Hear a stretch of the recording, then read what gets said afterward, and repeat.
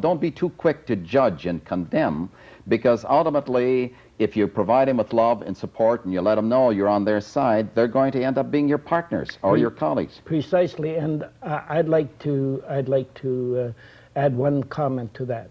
You have to show them by example, not by talking. Talk's cheap? Talk is cheap. And how do you show by example? What happens at those times when you yourself... Adam, don't you get discouraged? You're faced with the usual problems anybody that deals multi-million-dollar deals faces anywhere in the world, and that is you've got tough capital constraints, it's tough to get the right staff, it's tough to compete with the competitors, we are in a rapid world of change, everything is different. Aren't there times when you yourself feel like just pitching the whole thing and going to your Palm Springs or your Palm Beach, which I know you love, from one end of the country to the other? Aren't there times when you just feel like chucking it? And what kind of an example are you then? I haven't had any bad experiences. Any of these things that you're talking about, I consider them as a challenge. Normal process of business. That's right. Yeah. You're not going to be in business and make big money by becoming discouraged too quickly. So in other words, if you love what you're doing and if you feel the importance of what you're doing and you know you're doing your own thing your way, then you got to put up with a little pain, because pain is gain. Is basically what you're saying? I think you hit the nail right on the head. What about you, Addy? You're a different generation. You're in a generation where, in fact, you don't want to wait forever. You know that it takes much less time to see things happen today than it did in your father's time. What do you do to handle the pain? Are there times when you get terribly discouraged? You have a son, and you certainly have a daughter, and those are part of the grandchildren that your father was telling me about a little bit earlier.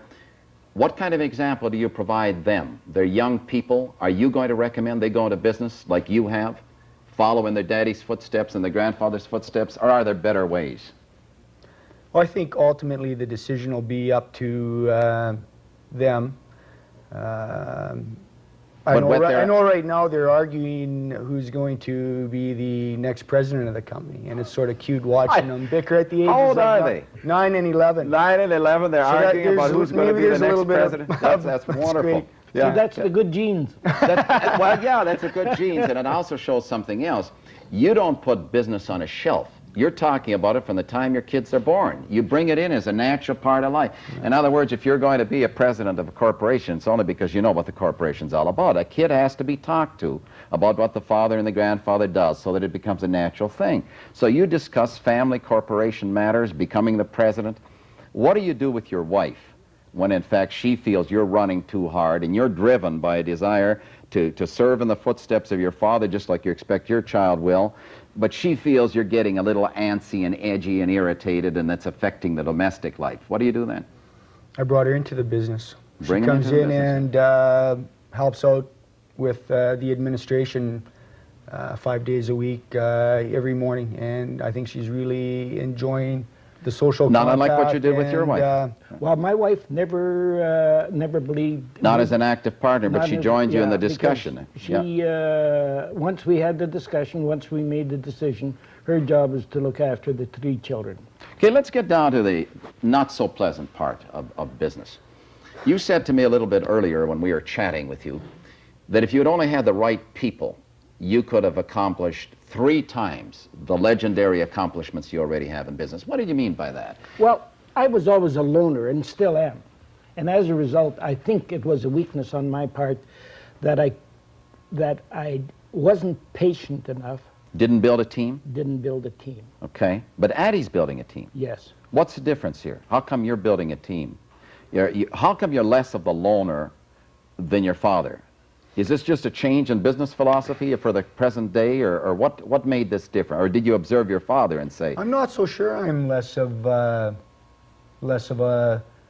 Individualist? It could be a little bit of a, individualist, could be a little bit of a history lesson there where I could see within our organization, you know, in the long term, we may miss the boat by not bringing in key people in other areas to diversify and chug away. But the only thing is you get so wrapped up in your day-to-day activities. Sure. And we're doing well, very well right now.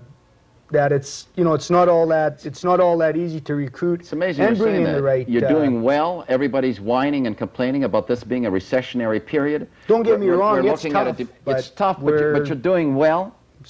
Slugging away. Slugging putting away, in the and time. more than holding your own. I would say so. And why is that? Is that because you're more driven than the other people out there, or is it? And maybe I'm searching here, but when you're talking about team, it seems to me that what you're saying is that your team is your wife, your team is your child, your team is your father. You're bringing everybody into the picture. Your sister is involved, your brother-in-law is involved in the business. In other words, the team is more than just outside resources we hire for the corporation. It's the entire extended family. Is that fair in your business? Is that what you do? Well, the sisters aren't involved. Brother-in-law, Okay. one brother-in-law has been involved for the last 17 years plus. Is there a danger in getting the family too involved in one's business? I don't think so, as long as they want to be involved. A forced involvement, I think, would be a potion for disaster. Okay. I've seen it in other family businesses where some family members are coaxed in against their will. And then, of course, naivety or whatever. Who It's is just a convinced against their disaster. will is of the same opinion still. Yeah. Do you really regret, either one of you, having gone into business together? Adam, any regrets? Never. Addy, any regrets? No.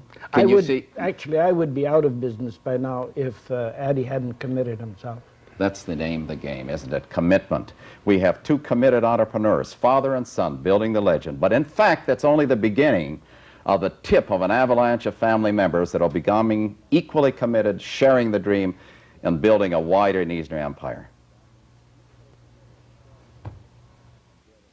At the outset of your business, do you discuss your goals and objectives with your family and spouse?